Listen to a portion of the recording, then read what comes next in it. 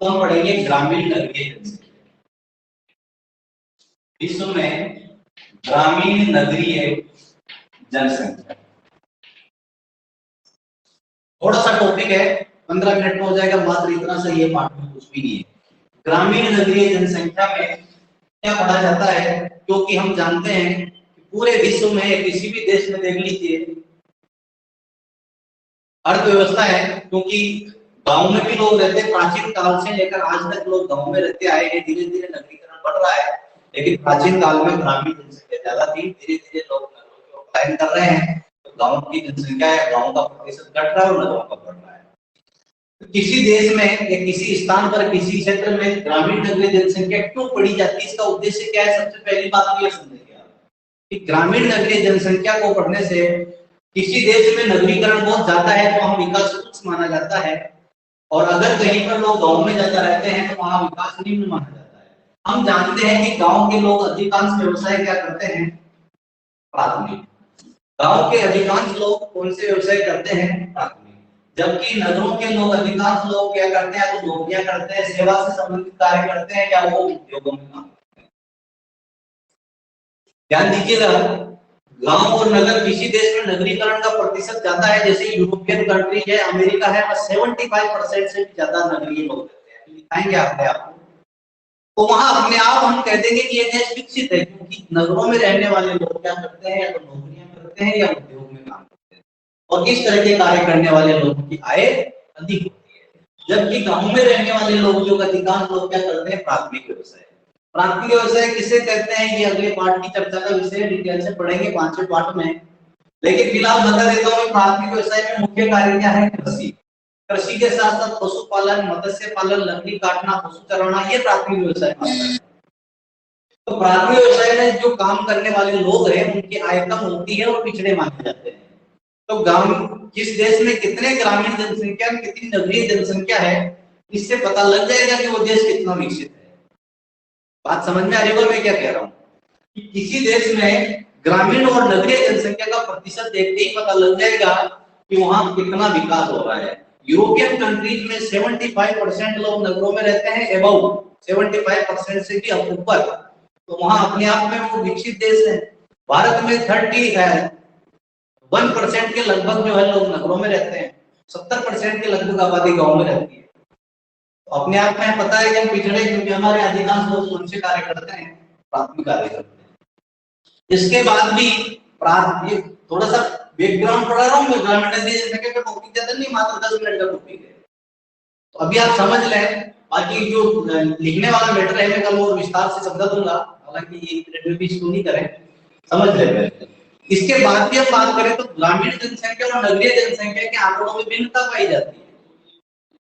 ग्रामीण जनसंख्या में साक्षरता, शिक्षा, चिकित्सा व्यवस्था या इसके अलावा लिंगानुपात शहरी जनसंख्या की अपेक्षा अलग अलग होता है। गांव के लिंगानुपात में शहरों के लिंगानुपात में अंतर होता है। गांव की, अब आप ही सोचिए, गांव में साक्षरता अधिक होती है या शहरों में? साक्षरता गांव में अधिक होगी शहरों में? तो साक्षरता की दर में अंतर होता है, लिंगानुपात में अंतर होता है। इसके अलावा जो है जन्म दर, मृत्यु दर में अंतर होता है, शिक्षा का स्तर में अंतर होता है, बच्चों की जो स्कूल की व्यवस्था है, चिकित्सा व्यवस्था है, तो इन सभी प्रकार की भिन्नताएं गांव और नगरों में होती है, और इन भिन्नताओं का अध्ययन ही ग्रामीण और नगरीय जनसंख्या में किया जाता है। विश्व में लगभग आधी से ज्यादा आबादी, एक क्रिकेट हम वर्ल्ड पढ़ रहे हैं, भारत नहीं पढ़ रहे। भारत को पढ़ेंगे तब इसकी और चर्चा करनी पड़ेगी। जब भारत को पढ़ेंगे तब यही टॉपिक सेम फिर आएगा। तो विश्व में लगभग आधी से ज्यादा, विश्व में अमेरिका से कमी चर्चा और कर लेंगे, विश्व में 53% आबादी नगरों में रहती है। विश्व में 53% आबादी नगरों में रहती है, तो गांव में कितनी रहती है? 47%। 47% आबादी ग्रामीण, विश्व की बात कर रहा हूं। फिर इसको अगर महाद्वीपों में बांट दे, तो सर्वाधिक यूं कहे कि सर्वाधिक ग्रामीण जनसंख्या वाले जो महाद्वीप है, या यूं कहे कि एशिया और अफ्रीका महाद्वीप को एक साथ है। एशिया और अफ्रीका महाद्वीप ऐसे हैं जहां पर 38% नगरीय जनसंख्या है। कितनी है? 38% नगरीय। आंकड़ों पे ध्यान देंगे थोड़ा सा। एशिया और यूरोप दोनों की कंडीशन लगभग ऐसी, एशिया और अफ्रीका दोनों की कंडीशन लगभग एक जैसी है, जबकि उत्तरी अमेरिका और पश्चिमी यूरोप को अगर देखा जाए, पश्चिमी यूरोप जो भी पूरा नहीं है, पश्चिमी यूरोप, उत्तरी अमेरिका और पश्चिमी यूरोप को देखा जाए तो 75 से 78% लोग कहाँ रहते हैं, नगरों में रहते हैं। 75 से 78% लोग नगरों में रहते हैं। ये है नगरीकरण के थोड़े से आंकड़े। और इसके बाद थोड़ा सा, क्योंकि इस टॉपिक को कर ही लेते हैं, थोड़ा सा ज्यादा कुछ नहीं है।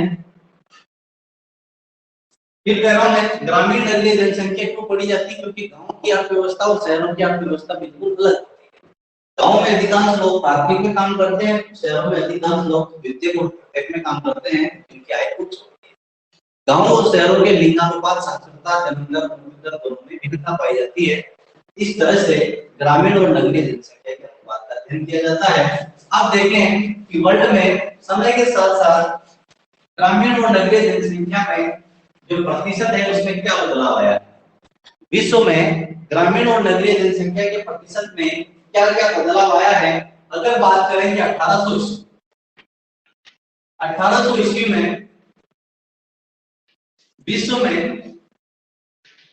मात्र 2.5% जनसंख्या नगरीय है। ये कह रहा हूं मैं, 1800 ईस्वी में विश्व में 2.5% जनसंख्या नगरीय है।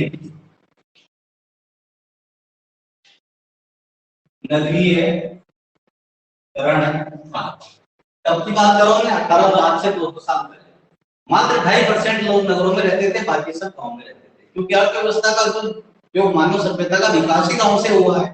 सबसे पहले मनुष्य ने प्राथमिक क्रियाएं प्रारंभ करी है। सबसे पहले व्यक्ति ने खेती बाड़ी करना सीखा, पशुपालन सीखा, लकड़ी काटना, वनोत्पाद इकट्ठा करना, ये काम पहले सीखा। तो सबसे पहले तो शुरुआती गांव से हुई है। नगर तो बाद में बढ़े जैसे जैसे औद्योगिकरण हो। 1800 ईस्वी के आसपास की बात करें तो 2.5% मात्र जनसंख्या कहाँ रहती थी, नगरों में रहती थी। यही जनसंख्या 1960 में बढ़कर 1960 ईस्वी में बढ़कर नगरीकरण कितना हो गया, 35% हो गया। 35% नगरीकरण हो गया 1960 में बढ़कर। फिर इसके बाद आते हैं 1999 में बढ़कर नगरीकरण कितना हो गया, 45% हो गया। 45 नगरीकरण हो गया। फिर बात करें 2015 की, तो 2015 ईस्वी में बढ़कर नगरीकरण कितना हो गया, 53% हो गया। 2015 में, और अनुमानित है कि 2025 तक, 2025 ये अनुमानित है, अनुमान, ये अनुमान है कि 2025 तक नगरीकरण 61% हो जाएगा। 61% हो जाएगा। तो ये नगरीकरण की जो प्रवृत्ति है लगातार बढ़ रही है। विश्व में लोग लगातार नगरों की ओर पलायन कर रहे हैं। छोटा मोटा क्वेश्चन बेसिक इस तरह से पूछ लिया जाता है कि नगरीकरण के क्या कारण है। सबसे पहली बात तो नगरीकरण किसे कहते हैं इसे बोल के बता देता हूँ मैं, समझ लेना थोड़ा सा, माइंड को रखे, थोड़ा सुने ध्यान से। नगरीकरण किसे कहते हैं, सुख सुविधाओं के कारण जब लोग गांव से शहरों की ओर पलायन करते हैं तो गांव की जनसंख्या प्रतिशत कम होता है और नगरों का प्रतिशत बढ़ता है। इसे ही क्या कहते हैं, नगरीकरण। फिर पूछा जाता है कि नगरीकरण के कारण क्या है। तो नगरीकरण के कारण अगर आपसे पूछे तो नगरीकरण के कारणों में क्या क्या है। हम जानते हैं लोग नगरों में क्यों जाते हैं, शिक्षा सुविधा के लिए, चिकित्सा सुविधा के लिए, परिवहन की सुविधा के लिए, संचार की सुविधा, मोबाइल में नेटवर्क भी अच्छे आते हैं गाँव में, 4G भी नहीं आता कई जगह, 5G लग रहा है।